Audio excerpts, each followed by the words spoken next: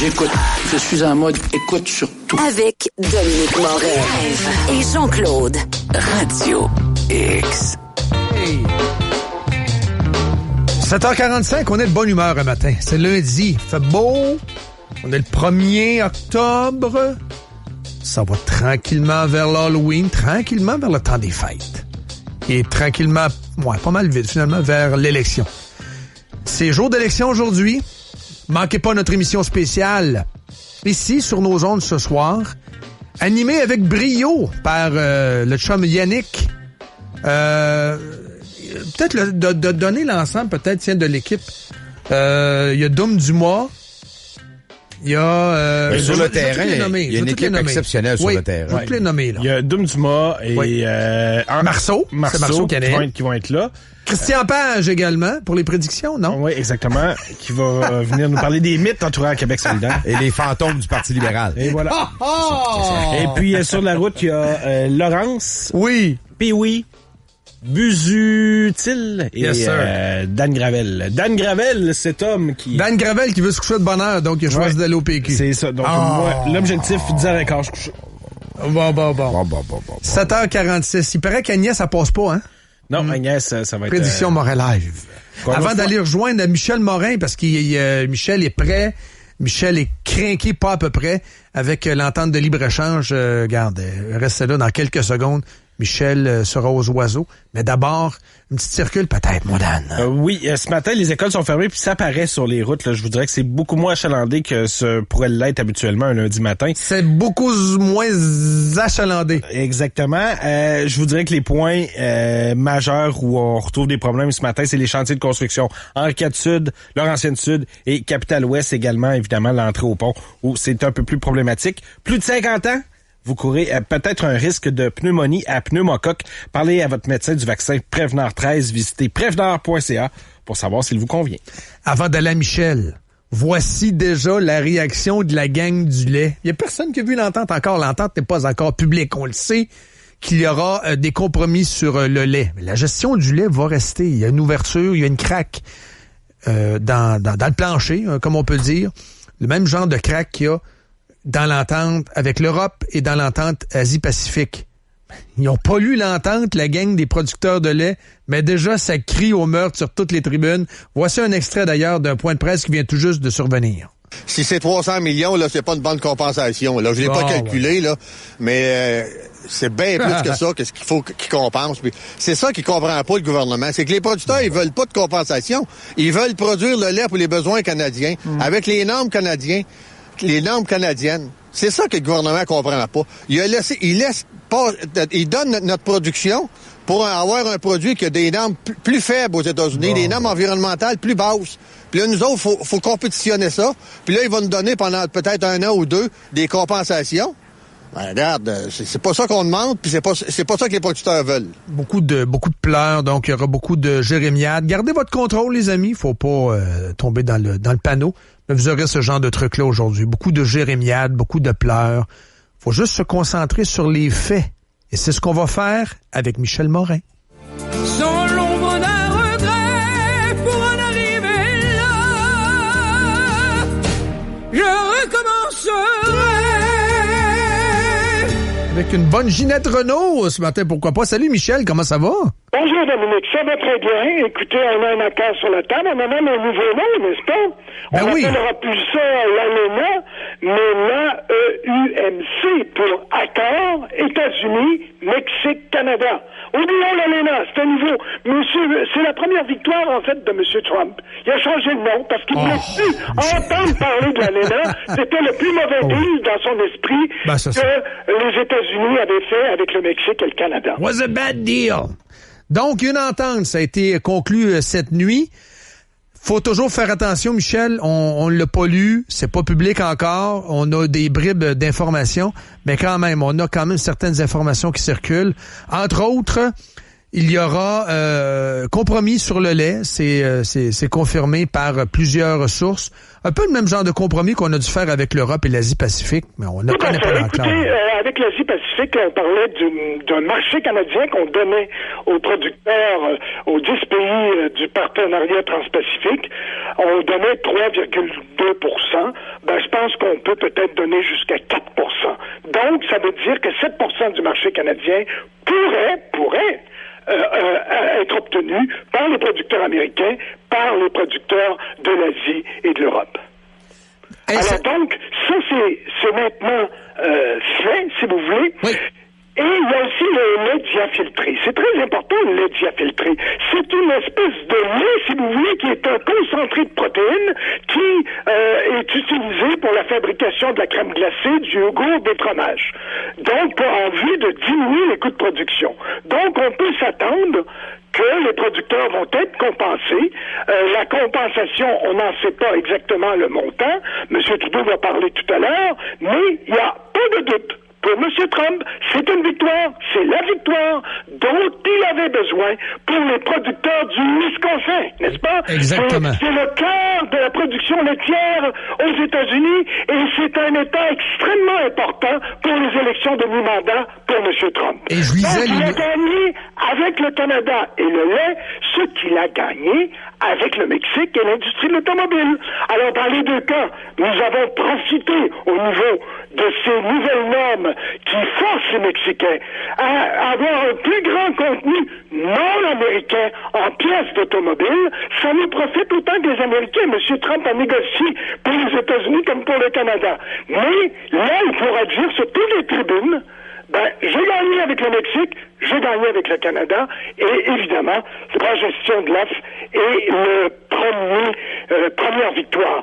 Mais, attention, le Canada a aussi, compte tenu des menaces, compte tenu des nuages qu'on avait au-dessus de nos têtes, le Canada maintient le fameux mécanisme du chapitre 19, c'est-à-dire que les Américains, s'ils nous imposent des tarifs, on va pouvoir les contester dans un tribunal indépendant bipartite. Alors que... Et non pas une circuit court aux États-Unis, un tribunal américain, ça sera un tribunal qu'on peut appeler neutre, autonome, un terrain neutre, c'est ça. Terrain neutre. C'est pas que les Américains, souvenez-vous, il y a quelques semaines, ils voulaient que tout soit rapatrié aux États-Unis, qu'ils décident eux-mêmes. Ils l'ont fait avec Bombardier, ça nous a été favorable, mais avec ça, on a un frein. Et ça, Dominique, là, on voudrait, là, nous enligner dans un corridor très étroit pour dire, écoutez, ce accord-là est mauvais pour les producteurs laitiers. Attention, ce mécanisme-là, il va préserver les jobs des travailleurs forestiers, des jobs dans les différentes industries, et on les compte pas par milliers, mais par millions. C'est ça qui était dans la discussion, et c'est ça que Trudeau a obtenu. On maintient le fameux chapitre 19. Revenons sur le lait, Michel. Ils sont maintenus. Quoi? Okay, Michel, je reviens sur le lait. Je vais juste donner l'information, juste pour démontrer que l'industrie du lait est dans une situation très périlleuse aux États-Unis. Je vais juste donner cette information-là. Ça va pas bien du tout, là. 429 fermes, à date, ont fermé au Wisconsin entre janvier et août dernier. Donc, le lait est très bas aux États-Unis. Il y a beaucoup de fermes qui n'arrivent plus. L'automatisation, entre autres, des fermes, ça fait en sorte que ça impose des obligations absolument épouvantables. Donc, Trump peut effectivement aller dire qu'il y a des gains. Mais la question que je veux te poser, c'est comment Trudeau, lui, va habiller ça, parce qu'il est en pré-campagne électorale. Lui, à mon avis, mais je vais t'entendre là-dessus, c'est toi l'expert, il va répéter qu'il y a encore la gestion de l'offre au Canada. Ça, il n'y aura pas le choix de répéter ça. Exact. Évidemment. C'est un système, à mon avis, qui est en sursis. Vous me parlez du Wisconsin. Oui. Le Wisconsin, là, aux États-Unis, il y a 40 000 fermes laitières. Au Canada, il y en a 12 000. Bon. Mais les fermes canadiennes sont plus petites. Et c'est au Québec où elles sont les plus petites. 60 têtes par ferme laitière. En Ontario, c'est de l'ordre de 80. Aux États-Unis, en moyenne, c'est de l'ordre de 230.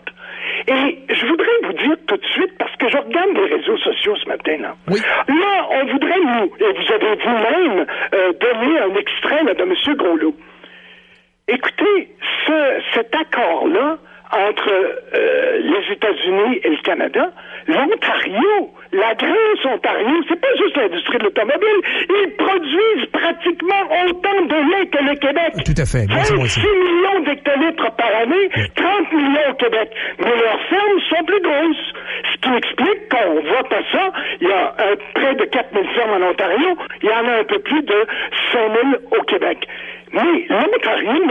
Ford, il défend la gestion de l'offre, tout comme M. Couillard.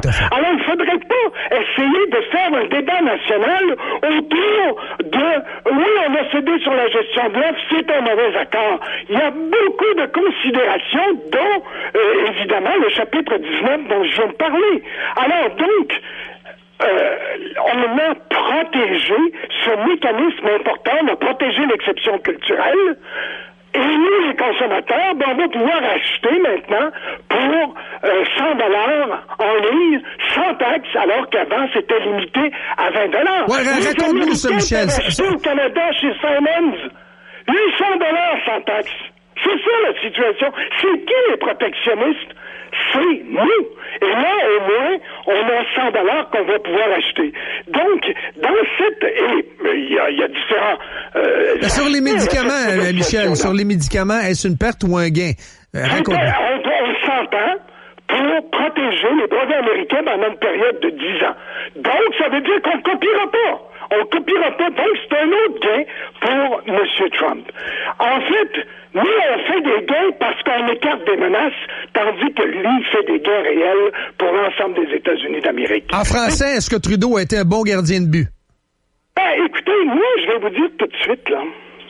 On oublie ça, mais en août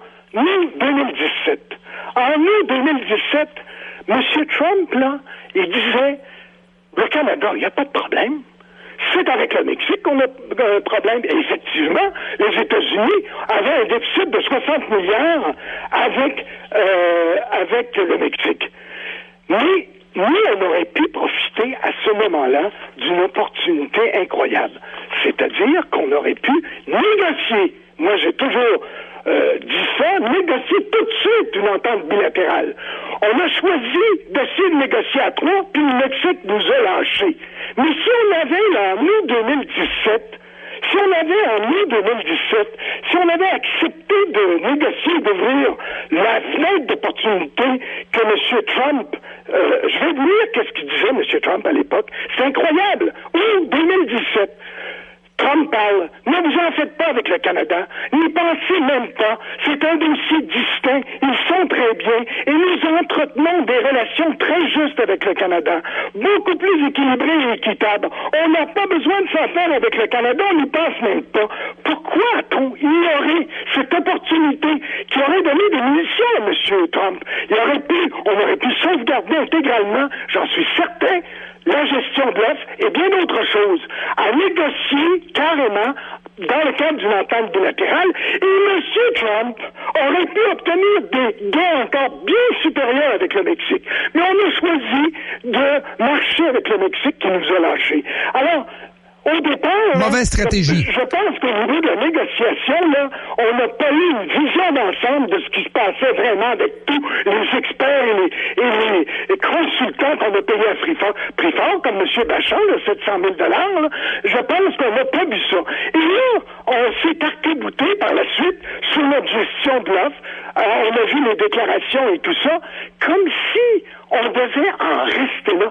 C'est bien beau, c'est bien romantique, les petites fermes, mais je pense pas qu'on ait beaucoup d'avenir à ça. Il y a une ferme en Estrie, là, qui s'aligne vers une production laitière avec 1400 têtes. À court terme, là, la moyenne au Québec, je vais vous le rappeler, c'est 60 têtes. Pourquoi? Parce qu'avec les systèmes automatisés, les vaches vont elles-mêmes au poste de retraite. C'est dans ce monde-là qu'on est aujourd'hui, et c'est ce monde-là qu'on refusé, là je fais pas de politique parce qu'on est le jour du scrutin, mais les 4 chefs de partis politiques ont refusé de reconnaître le problème et manquent de courage pour une vision à long terme.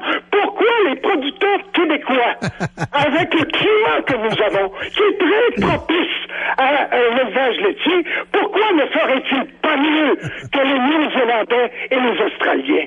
C'est une question qu'on doit se poser à ce moment-ci. Michel, oui. Les gens veulent se cotiser pour t'acheter un téléphone. Très bien. Parce que ça sonne le canis. Bon, OK. Ouais, mais ton téléphone, c'est un quoi? Non, mais c'est parce que je me suis mis sur main libre, c'est pour ça. OK, mais là, la prochaine fois, je corrige. Mais là, est-ce que tu l'as en main, là, pour la suite des choses? Oui, je l'ai en main. OK, parfait. Au plan politique, est-ce que Trudeau est équipé pour faire une campagne avec ça? Ou plutôt, ça va venir donner du gaz à un Maxime Bernier de ce monde, par exemple? Écoutez, c'est parce qu'on refuse de voir en face les problèmes.